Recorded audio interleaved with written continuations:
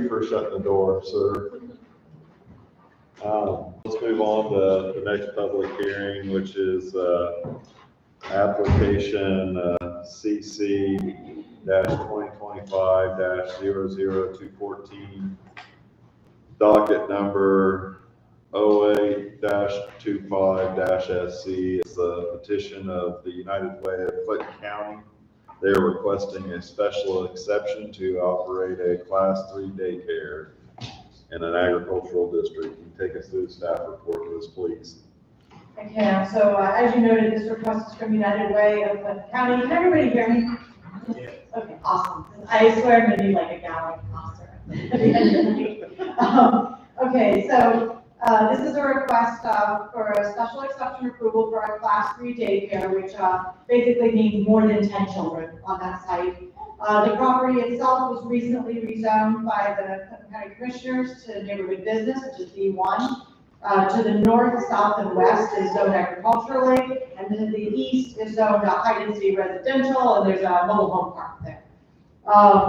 So the site consists of 5 acres. It's on the west side of West Mulberry Jefferson Road, between 0 north-south and 100 north in Washington Township. There's an existing church there, Cornerstone Assembly of God, that is still in operation. And the applicant is going to operate a daycare in the lower portion of the church structure. If the application is approved and all approvals by the state are also obtained, then the church will continue their current operation in the upper level, and the Class 3 daycare will conduct their operations in the lower level, which they will lease from the church. So the area around the site is agricultural, except for a small portion of the road to the east, which has the mobile home park on it. This site is a little over a mile north of the previously unincorporated town of Jefferson, which is now within the new city of Frankfort boundary line, since it was annexed earlier this year, no, last year now. There's been a daycare in operation here previously, but it was a accessory use secondary to the church, so it was looked at differently than a separately run operation that is not under the religious umbrella of the church's operation. And staff was also unsure 100% if it was illegal or illegal non-conforming status, because it's been so many years since it's been there. But there were never any complaints to staff's knowledge, so there was never any reason to dig into it particularly deeply. A new proposed daycare, while operated under a different entity as part of a lease, would not be terribly different from what was there previously. On the second page, the petition site is outlined in red, and you can see the zoning districts nearby. Then there's a picture from the entrance showing the paved parking lot. The church is kind of on a rise there, so you get a sense for what it looks like. In terms of request analysis, again, we've got special exception findings. First, the proposed use conforms to the district provisions in which it will be located and the general regulations of the ordinance. So, as noted, a Class 3 daycare is a special exception in the agricultural district. There are 8 supplemental development standards specifically for daycare centers in Section 511 of the Unified Development Ordinance. It does appear that they either are or will be met. I have listed them in the staff report, but since there are no concerns, I'm not going to go through each one in detail. I will note on the second page, there is still a playground area there fenced in from the previous daycare that was there, so it's just been indicated that the requirement that normally you put screening in or a solid fence is only if the outdoor play areas in the front yard adjacent or in any other yard adjacent to a residential district. In this case, the residential is across the road. This is in the back, so there's no worry there. Second finding is that proposed use shall not involve an element or cause a condition that may be dangerous, injurious, or noxious to any other property or persons, and shall comply with the performance standards herein. So the daycare will be within an existing church that's been in operation for a number of years and formerly had a church-operated daycare that operated without issues to staff's knowledge. This is going to be operated by an operator that is licensed to the state. There would not appear to be a dangerous, injurious, or noxious condition created.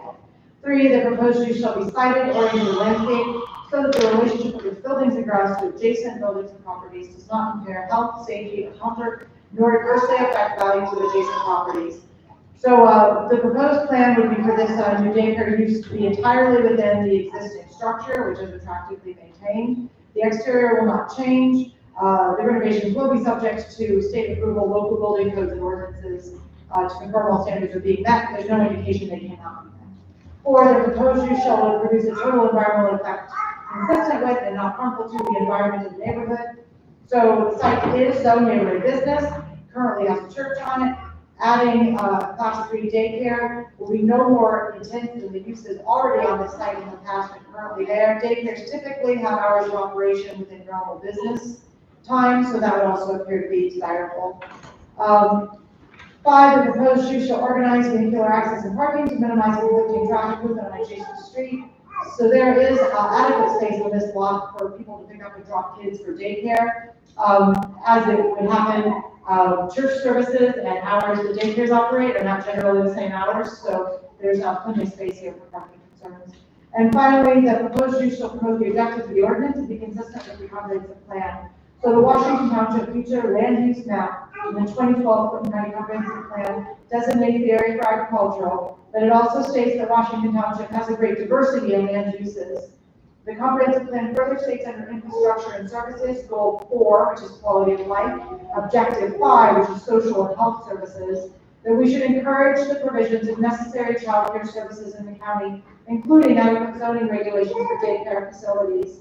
So given the site is in fairly close proximity to the area along the West Acre 28 corridor that is expected to see increased industrial and commercial development, and has an existing workforce that has childcare needs, a daycare and existing structure that has a history of being a daycare will be operated by a licensed entity would seem to support those goals. Consequently, staff recommends to approve the special exception request. Thanks, Liz. Does the petitioner here have anything to add to this case? Does anybody have anything to add? There was nobody on the list to talk, but I'm opening it up. Okay. Sounds like to me. We need more child care. It looks like, was looking to help the community out again. Okay. I will make a motion to approve application CC 2025-00214, docket number 08-25-SE, according to the findings of the staff report, which are incorporated in the motion by reference. Second. Grant moved. Andy seconded. Andy Bailey? Yes. Graham Hall? Yes. Stacey Williams? Yes. Scott Hutchinson? Yes. Right. All right. If you're a part of this case, you're more than welcome to leave. It's getting late. I don't expect you to stay.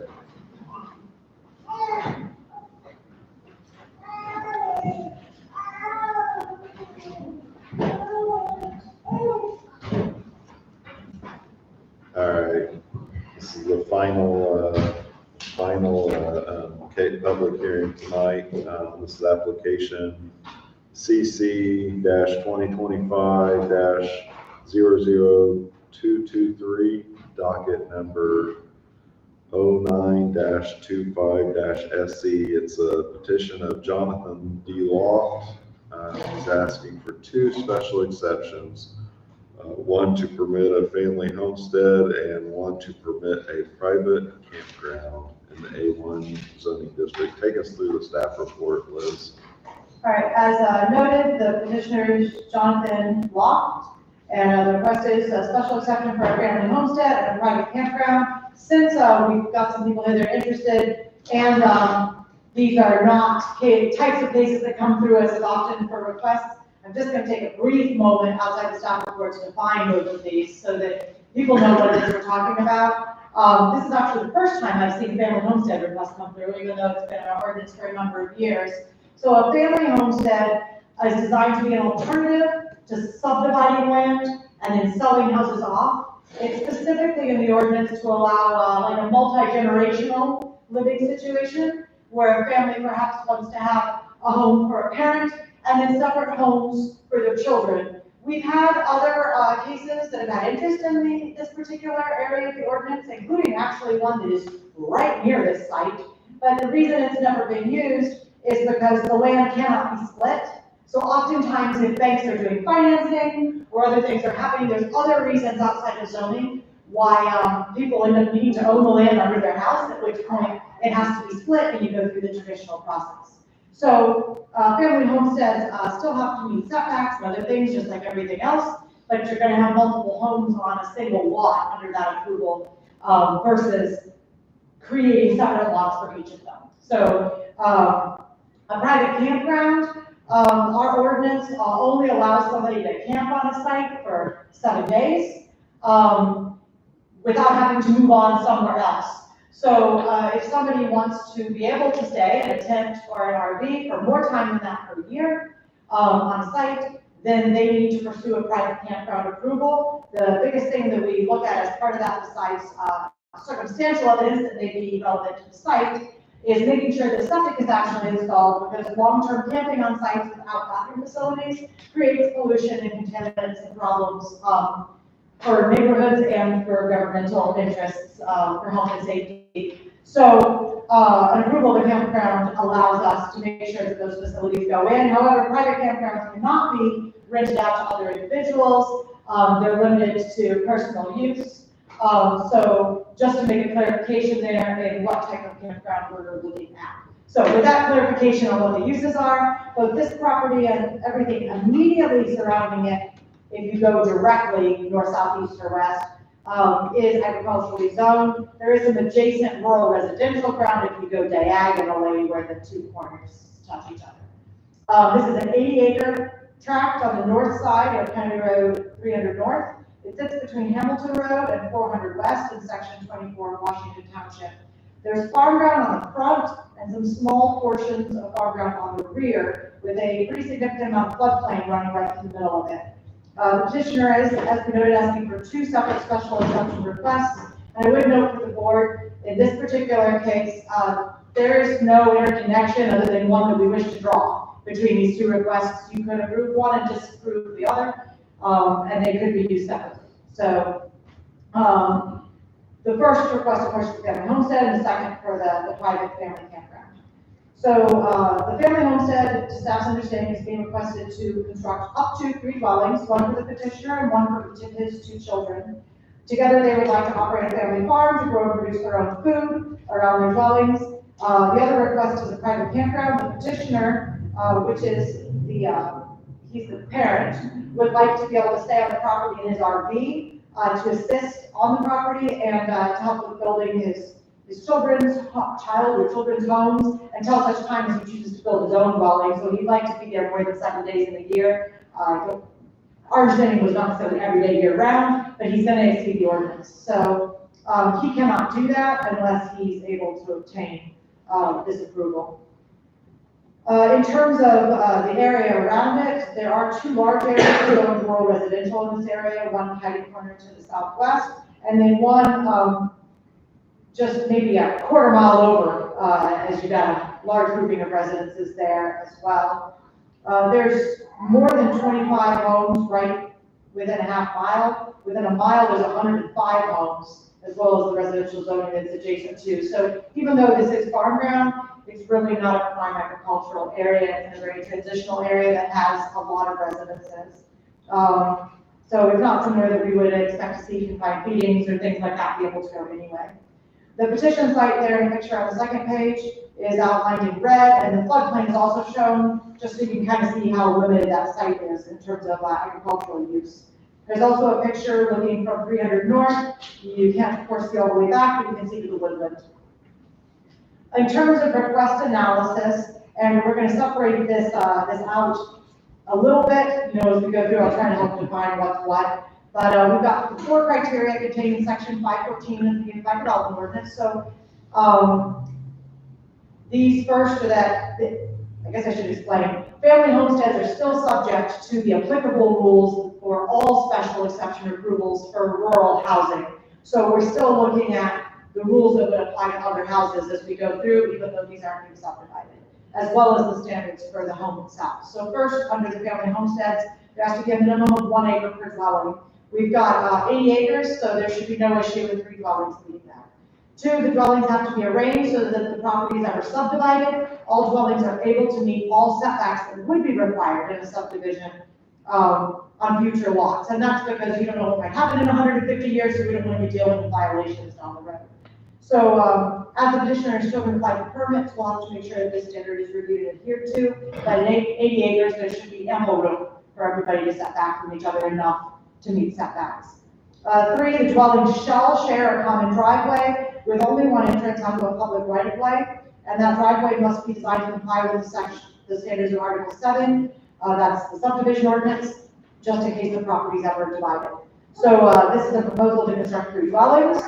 So because it's 3 and not 2, they need a 50-foot wide access, and all homes will have to meet front setbacks off of that access, which is a 50-foot setback. So again, staff will just have to make sure all of that is incorporated into the plans when they get permits.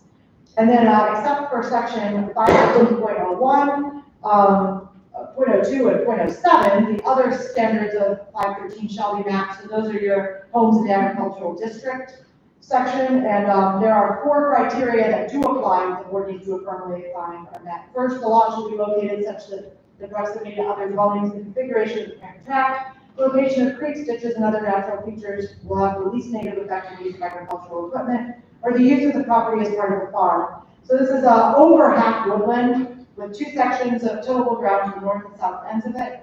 The larger area to the south is where the houses are being proposed to be placed, and it does appear to have some poorly drained areas. The areas that are tilled are irregular in shape. However, the applicant does intend to continue farming for food production around the houses if they're approved, as well as keeping the woodland and floodplain. So given how irregular and limited the tillable ground is on the 80 acres, adding homes is unlikely to make it worse, just change the shape of where they're farming around the homes. 2, locating a dwelling on the new lot would not require changes in road surfaces or bridges.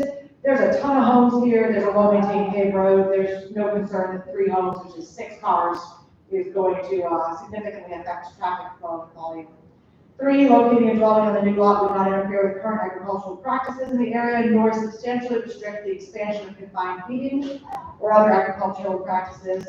So this 80 acres is a mix of woodland, floodplain, and tillable. Only about 32 acres of the 80 are actually tillable. There's no ID permitted confined feeding operations currently within a mile that would be affected.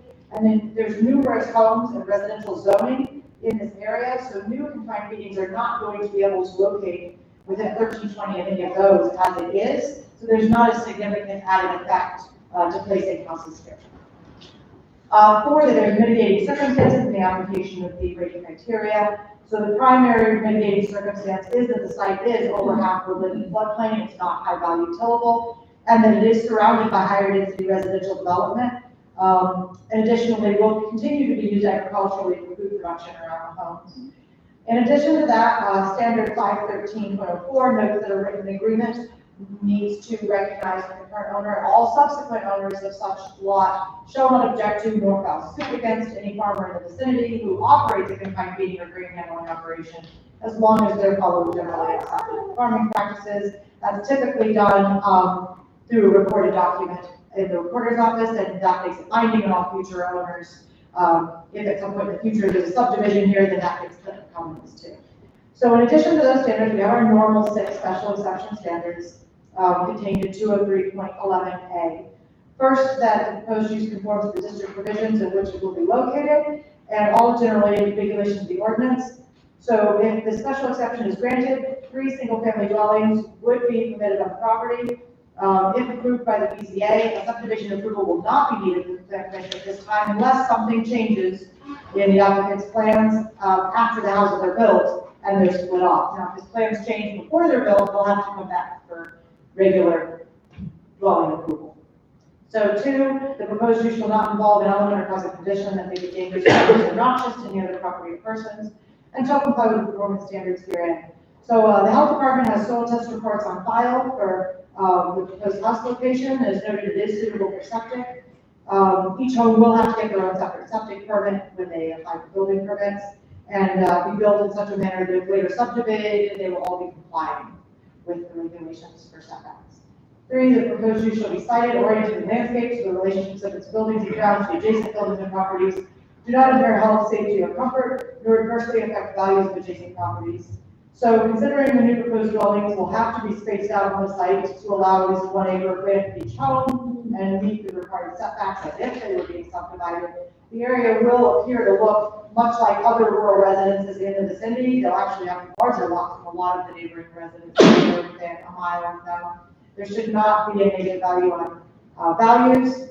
This is actually very similar to the Newton family homestead just to the west, where there's 3 homes down in one drive for parents and 2 kids. That was originally, they were interested in a family homestead, but because they ended up needing to divide off lots, they ended up going through the conventional process. But if you look at the way that it's developed, it would look very similar. You have a single lane, and then you have all 3 homes back in the back. So there's also a lot of houses on smaller lots to both sides of the petition site. 4, the proposed use shall produce a total environmental effect consistent with and not harmful to the environment of the neighborhood. So the spacing requirements should still remain consistent with the rural residential area around it. Given there's over 100 homes within a mile, more homes would seem actually more consistent with development than farmground is. 5, the proposed use shall organize vehicular access and parking to minimize conflicting traffic movement on adjacent streets. Again, you're going to be 6 parking spaces. If you think that goes on 80 acres, there's a problem. And finally, the proposed use shall promote the objectives of the ordinance and shall be consistent with the comprehensive plan. So objective 2, policy 1 states to minimize development on agricultural land, but the Washington Township Future Land Use Plan notes that the area, well, primarily agricultural, also does have a great diversity of land uses. The proposal to create a family homestead would seem to still be within that goal. Although 3 dwellings would be built on the site, they would mesh with the other rural residences, will still carry on agricultural use. Long term, it's likely that this area will continue to see further residential pressure because there's so much residentially zoned land nearby and a greater density of houses starting to require rezoning to build more. In fact, the most recent home built near this had to rezone to residential before being able to build because they had exceeded the number of splits for agricultural. So what what we did with this staff report is we talked about the family homestead. I'm going to give the staff recommendation and I'm going to pause so we don't confuse the 2 cases. Let you guys figure that out. And then we'll come back to the findings and conversation for the other request, which is the findings handbook. So I guess that as comments are made, like try to stick to whichever one is being discussed. So staff would recommend to approve the request for a family homestead with the following conditions. 1, this will only be for 3 dwellings, and if more want to be added, then they would need to return to the Board of Zoning Appeals to make that request. 2, just clarifying, because it's unusual compared to other types of development, that there may only be 1 shared driveway for the entire 80 acres. So that's for houses and for farms, just 1. And then 3, making it super clear that, and Jay noted, I wrote the D, he noted I have legally fixed the wrong word. We need to record a covenant that would be binding on all future parties as well as themselves and include agricultural protection in section 513.04 to the ABC attorney satisfaction before any permits or uses of any kind could be built on the site. So that's staff recommendation on the family. Okay, thanks, Liz. Does the petitioner have anything to add to this on the family homestead? I bet it's clear for it. Hello, I'm John Loft. Our whole intent is just to build a farm for our family. The campground thing is just, we have our forever home, but grandma and grandpa like to come and visit. There is some woods that she stated. I've hunted there for 20 years in our family. It's a come and go thing. We're not gonna live in our camper, but that was our only intent, was to live with the family. We want to have some livestock. We'll change the front of the property to probably pasture, have a little bit of livestock, grow some food, vegetable garden, great patch. Back will be same as it always has been for a while. But that's really it. I wasn't clear up that, there's no intent to come and live in a camper or a motocross track or any of such thing. But, yeah, just wanting to build a farm for our family. Very good, thank you. I've got quite a bit of a list here on this speaker list for this case.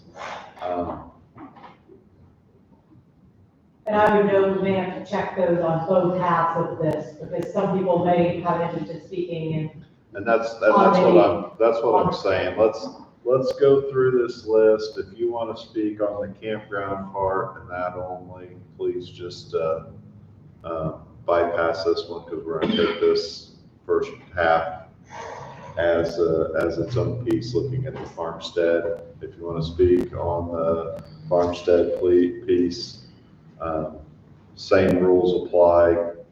Say your name, and try to limit it to as quick as we can. Usually we're out of here before dark.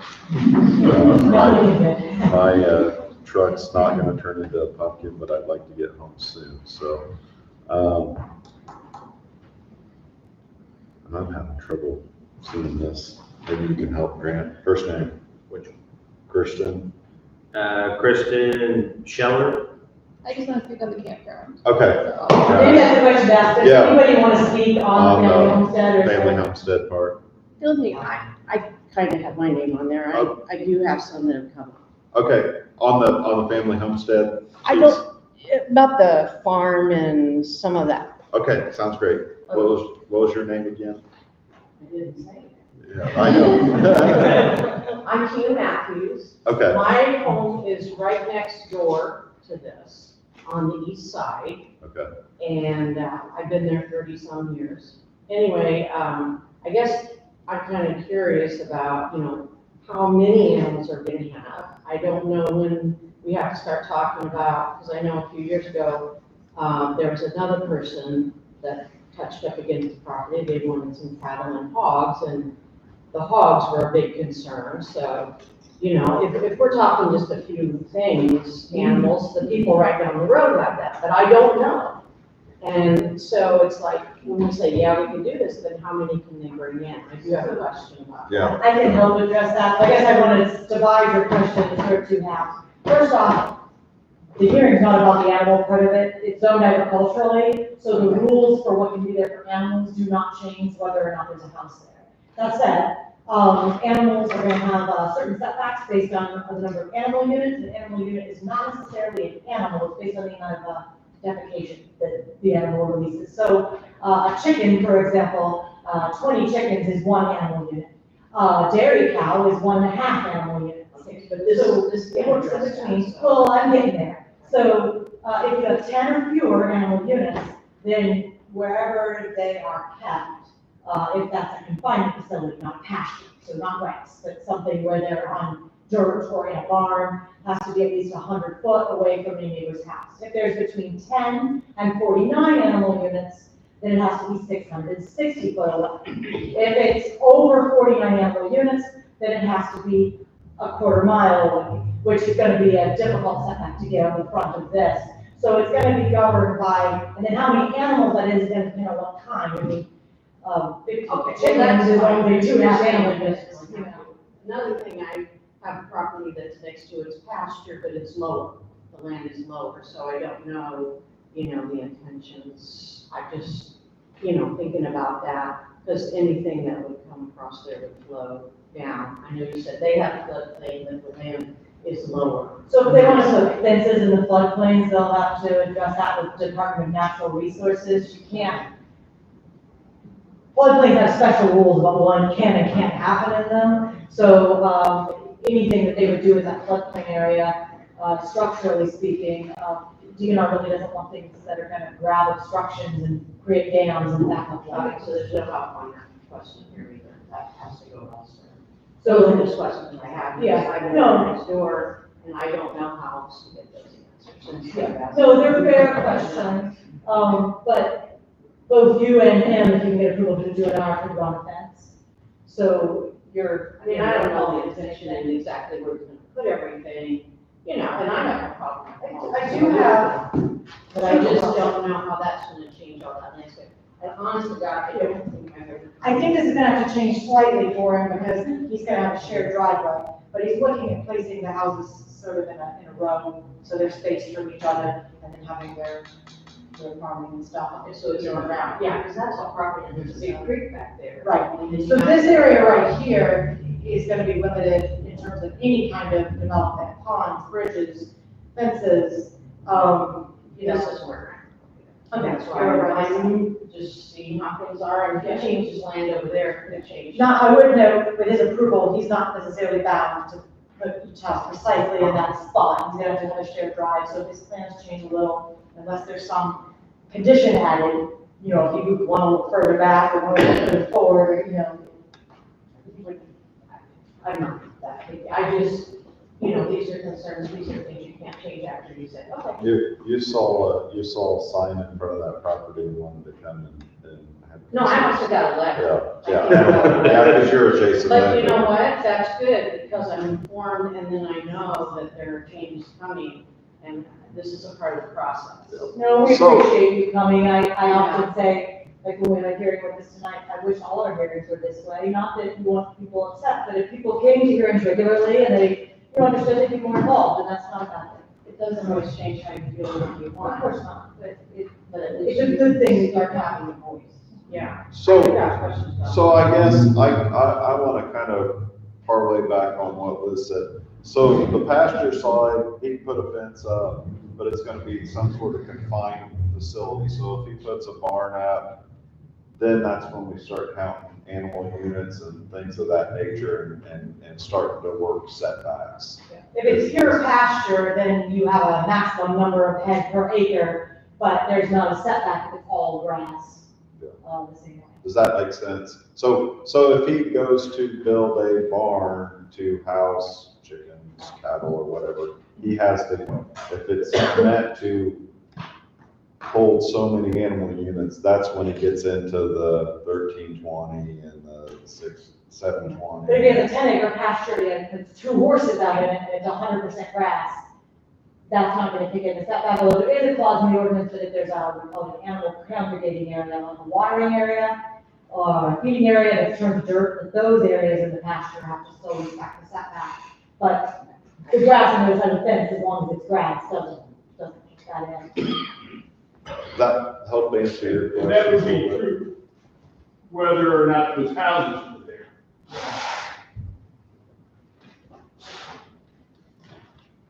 Very good. But we don't have any question about the campground yet, right?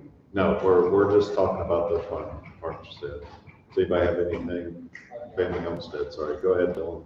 I just want to clarify, and make sure.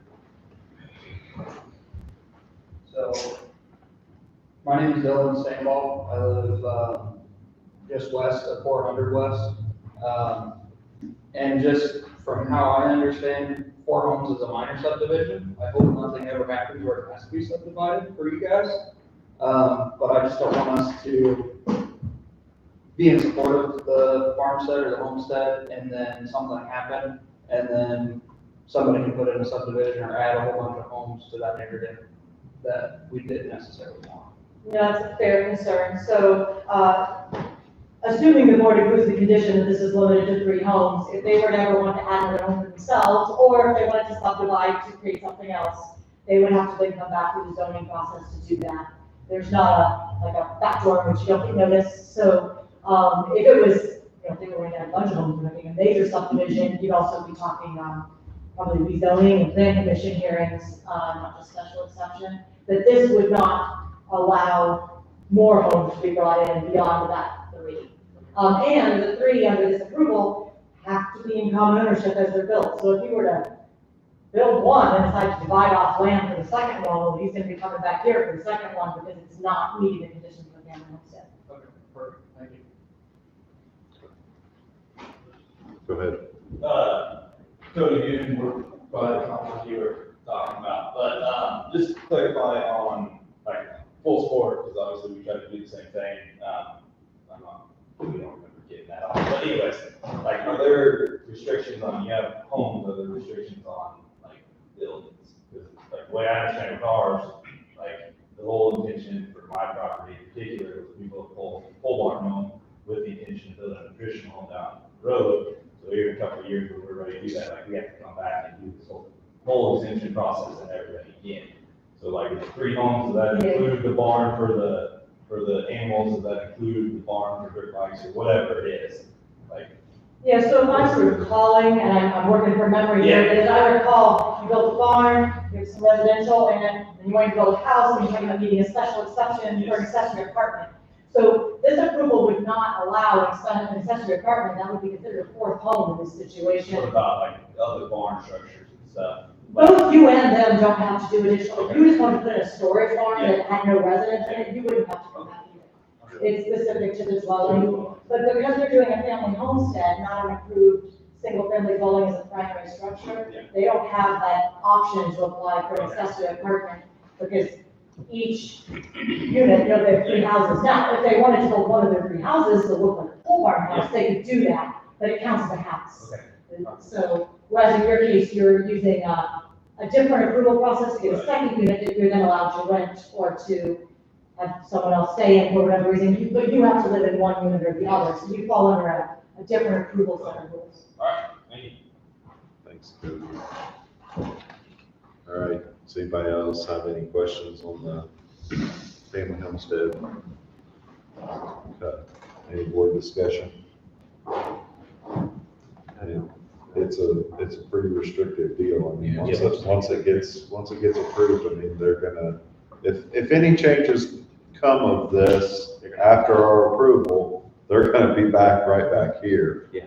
To separate or. Well, that's the only thing that would change. Okay. They build all 3 homes, they own them in common ownership, and then they would decide to separate, then they would just go to the plan commission, and go through the subdivision process to create the 3 lots. But they wanted to add more, if their plans changed before all 3 houses were built, then yeah, the approval would void it, and they'd have to figure it out. They're gonna come back in Yeah, front very of one of process. the boards. So Yes. it's a similar process. Yeah, I think the staff report's well written. Yeah. So do we need to make a motion for each one? Yes, Yeah, these are because they're completely like, separate. Okay. there's no tie-in between these, they could use either one of them independently from the other. At least from a zoning perspective, but the landowner may have different feelings about it.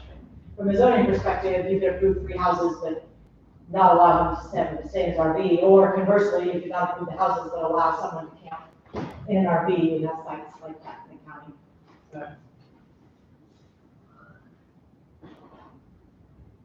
So I will make a motion to approve application CC 2025-00223, docket 09-25-SE for the special exception for the family homestead, according to the findings of the staff report, What about Do you want conditions? any conditions? with the conditions that are in the staff report as well. That should be good. Second. So Grant moved and Scott seconded. So the conditions, just so that everybody knows, the conditions that are in the staff report is this will only be for 3 dwellings.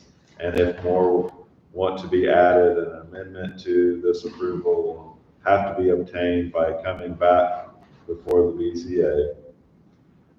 There may only be 1 shared driveway for the entire 80 acres.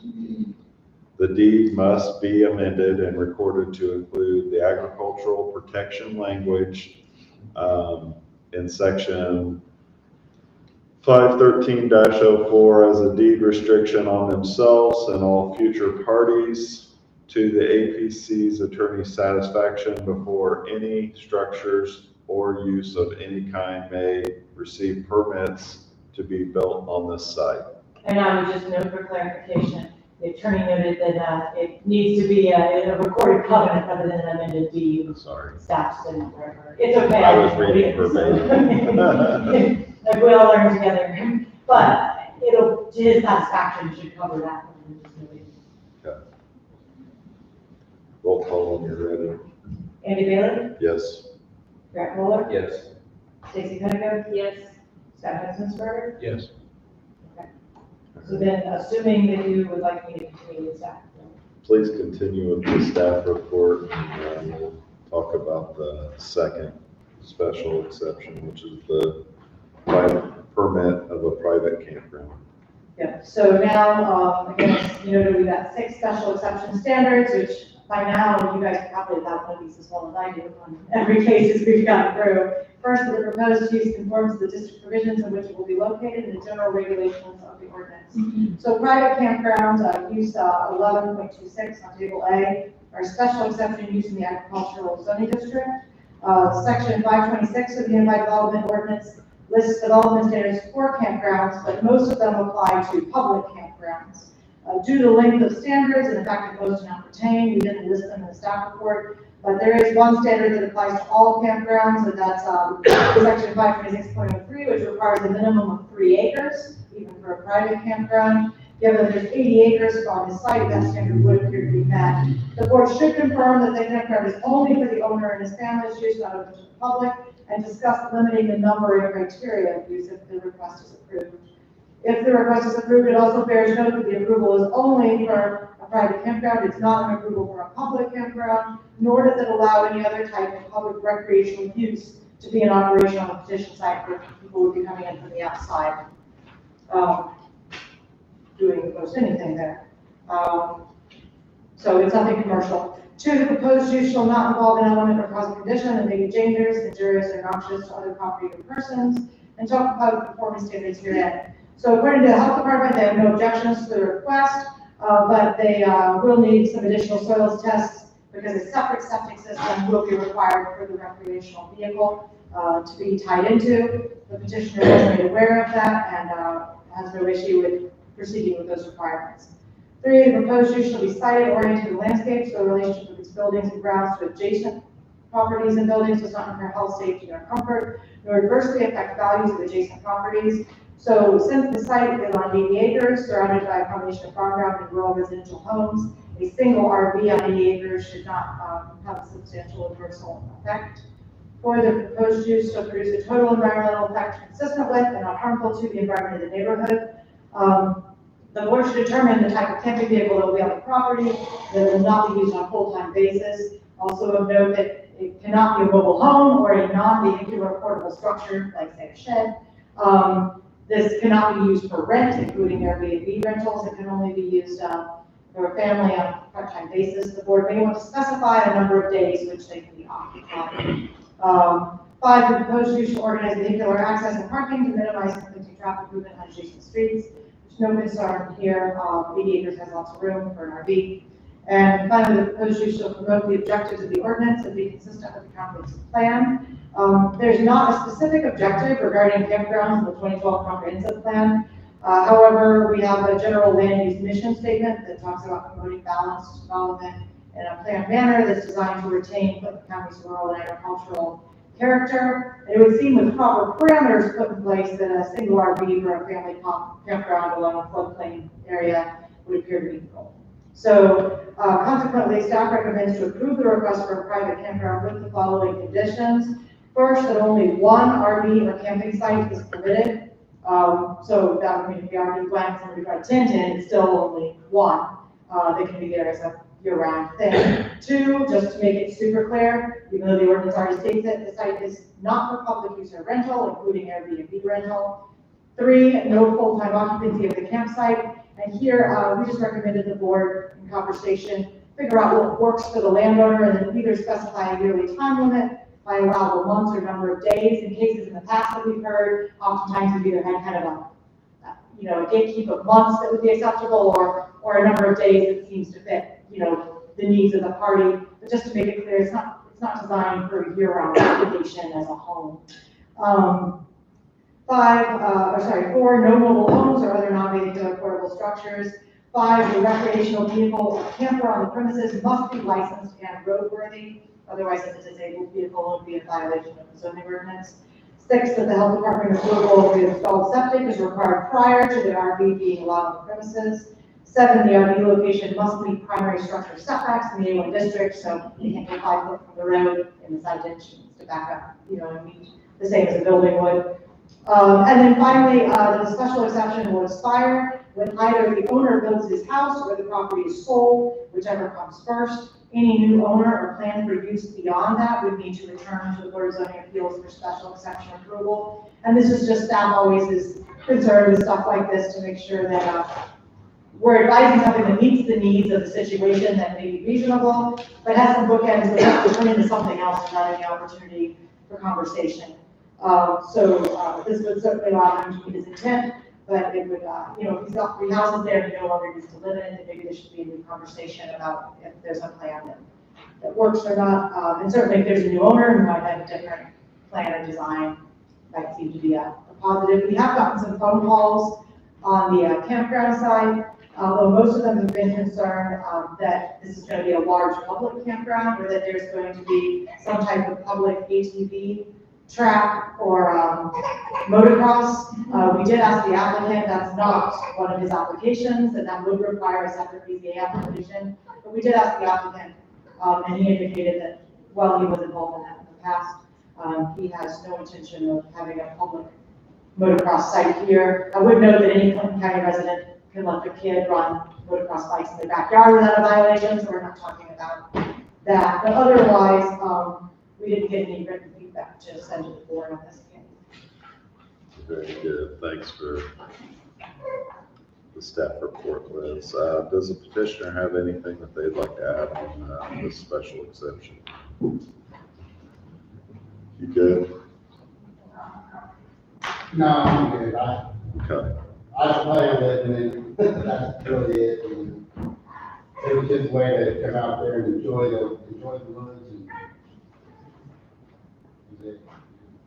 So, okay.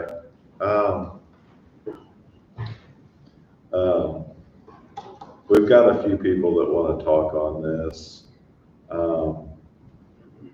We can go through, I think there's a lot of people that have the same concerns.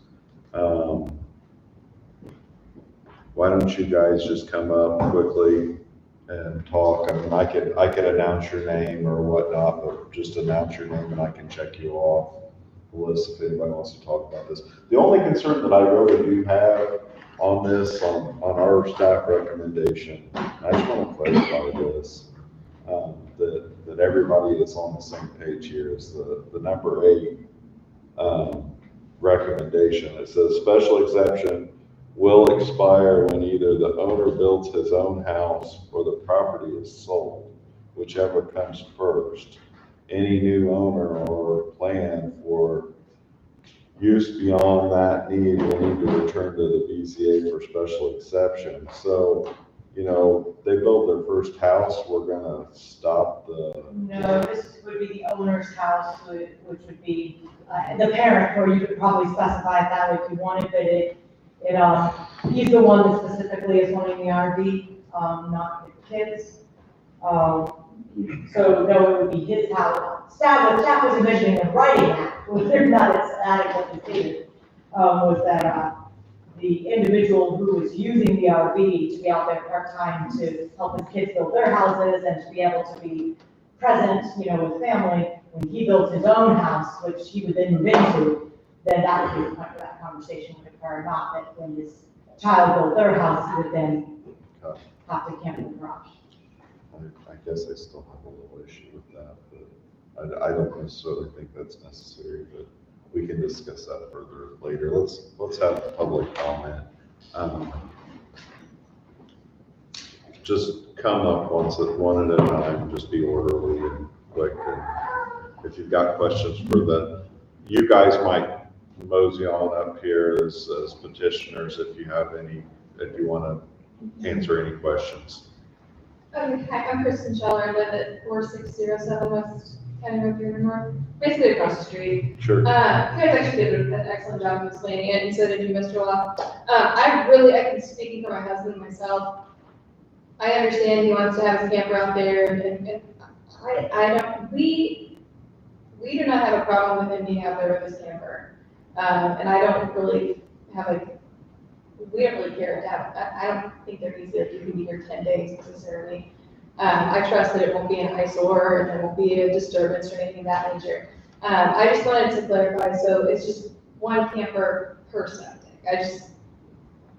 Actually, it depends on what they do, but so a personal campground doesn't have an automatic limit to number of campers. We typically set one just to make sure it doesn't turn into something that wasn't approved. Yeah. So if the board sets a condition that states you may only have one personal campsite, then that would mean you'd be limited to one RV in that septic. I think what my husband and I would feel more comfortable with if there was a certain number of limits. Like if it's one camper per house or something along. Well, they couldn't have more than one, period. Because it's subject. Well, if the board sets a condition, like what staff recommended, that says only one, and that's one on the whole 80 acres, like there is only one. So there would be one septic for the campsite. The campsite consists of one RV Okay. and could be a couple of tents. That would be essentially how I would say a campsite is, correct? Is that? The tents are a funny thing, Yeah, because the yeah. tents, if the RV is there, the tents would be subject to the 7-day limitation. Yeah. We, believe it or not, have actually no violations where people are living in tents, and we have to deal with like something that, I don't think something that they're it's not. doing that. So, Basically, I just want to say, like, we're totally, like, homestead, great, wonderful thing to do, I understand completely about the camper, we just don't want, I'm not saying that they would do it the way they, from my understanding, to the trust, so years down the road, just ensuring that this isn't gonna turn into something that might multiply into something that we. Well, and I think that's one of the last one that I was getting clarification on. Once that ownership is, changed, Yeah, then that special exception essentially falls off of that. That use is no longer because permitted. if the board does Put it, that in as a if you- condition. If we put that in as a because condition. the special exceptions run with the land permanently unless the board restricts them. So that's why it's a recommended. I mean, I can see what they might want to keep it to, and I see both sides of it, I'm just saying that, as far as we're concerned, our biggest thing is we just don't want like a big campground, it's the word campground that everyone's freaked out about. It's like Actually, homestead, great, everything is the word campground, and the language, when called something different. the language as it's written Yeah. already covers that with one side. Mhm. And actually, the being specific about when ownership changes really protects you folks, because they have to come back and do the whole thing over again. I think that's just a clarification kind of that everyone needed. Yeah. Or at least we needed. And if the new owner had the same plan and no one had a problem, they might well just get, maybe a cool issue, but if it was a different plan, that maybe it was said differently, there'd be the opportunity to be like, Yeah, I just, Yeah, one there. I don't want them to not feel welcome necessarily, I just want some clarification. Sure, very well. Thanks, Kristen. Who else wants to speak on it?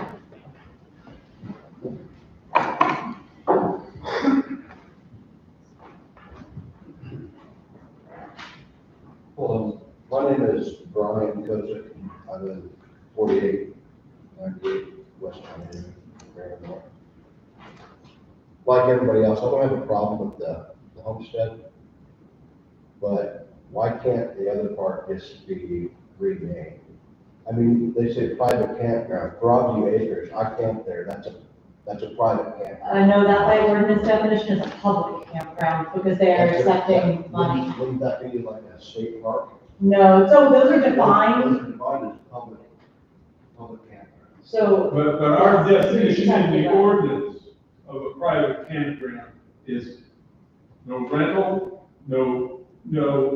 It it's. can be commercial in nature, If I correct? Google private campground. Go look at Google, look at our ordinance, because our ordinance defines what it is.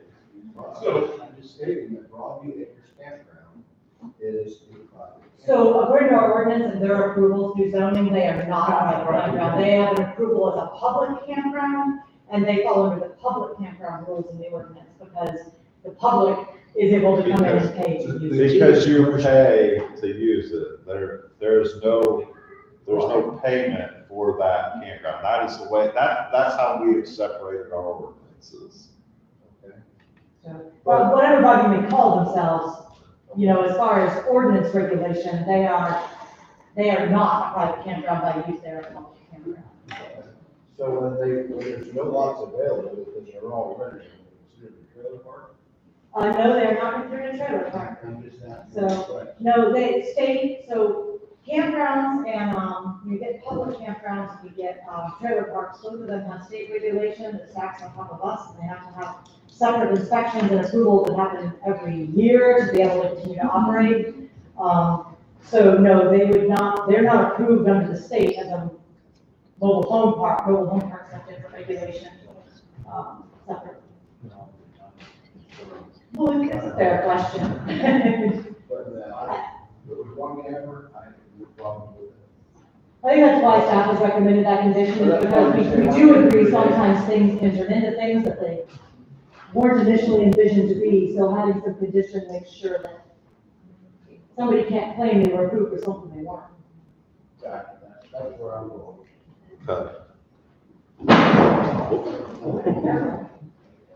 Yeah, does anybody else have any other comments?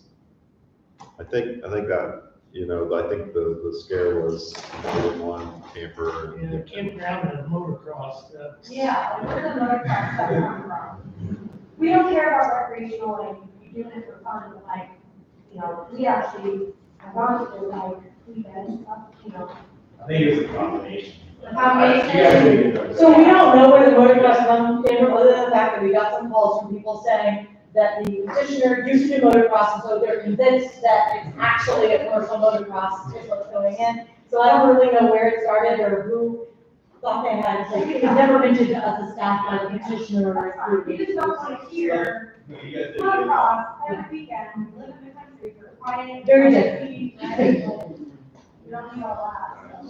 Very, So, very extra good. traffic, we don't need all that. This probably wouldn't kill. All right, that's fine. This probably would kill. My only question would be like, I'm saying you guys are doing it, but like the one RV, that's great, no complaints. What's the like regulatory, like, say one weekend, because their property butts up to ours, whatever, it gets more involved, but I can't be down there for a week. Like, what's the regulatory process So this if is- that were to occur? This is gonna be a little bit of a funky answer, because things, do tend to be circumstantial. The ordinance does allow short-term camping, like, all your cousins come, no money's being exchanged, they have tents in your backyard for a weekend. You haven't violated the zoning ordinance, you Yeah, can like, visit you it. guys have to. Now, if we're out there getting complaints, we're out there, and the tents are all changing, and there's still stuff camping every weekend, and this is what we're gonna, no, this isn't, like, this is someone living in a tent. So we would cite it, violations are fined up to $300 a day, for day to day occur, and ultimately we take them to court if we don't get compliance from the landlord. Can I explain the camper thing? Sure. It's just that as one of them is building, we all have campers, so my husband and I would like to go out there on the weekend, have places to night, help them build, big center for them while they're all building. And that's all it's gonna be. One person building, we'll come out there and help, then when the next one starts to build, we'll bring it out and help build with that one. And granted, we all have campers, so once they build, they will have their camper sitting there, once they build, they will have their camper. It's just for us to come out and help. It's not like we want, but it is more than we're here. We all Yeah. have. No, I can't. We all have. Yeah, it's. We don't need more than Sure. it's just one for Yeah. Now, I guess I should clarify, nothing in the ordinance prohibits any of you from parking your own personal camper you are not in, that is literally plated in your driveway. Like, that's not what we're talking about, we're talking about a camper that's being lived in.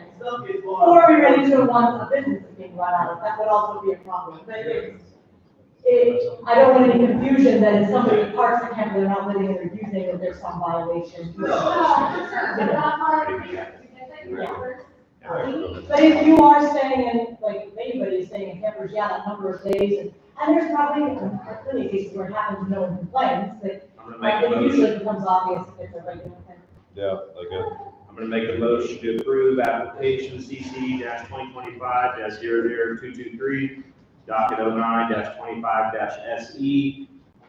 for the request of a private campground with the following conditions. You want me to read them off, Liz? The only things that you're gonna need to clarify is if you wish to keep, if you wish to specify any kind of time limit on months or number of days, you would need to clarify that. Otherwise, you could probably just say, but it's not. I don't think that there's really need to. If we've got one spot that's gonna be a campground, that sounds like we're gonna have rotation, I don't think that we need a yearly limit to those rotations, because if they decide to start building their house in December, and it takes 91 days, and we put a restriction on 90 days, That's not fair to them. I mean, No, I agree. just Use your hand. be good neighbors, and we'll all be fine in here, you know? And you could say including the conditions that have been established for condition 3, which is not. There you go. That's Grant's motion. Let's discuss it. Do we have any further board discussion since we kind of rushed into a motion? Okay, good. All right, I'll take a roll call vote when you're ready. Oh, I'll second. Sorry. We're all tired. That was Randy, was there? Yes.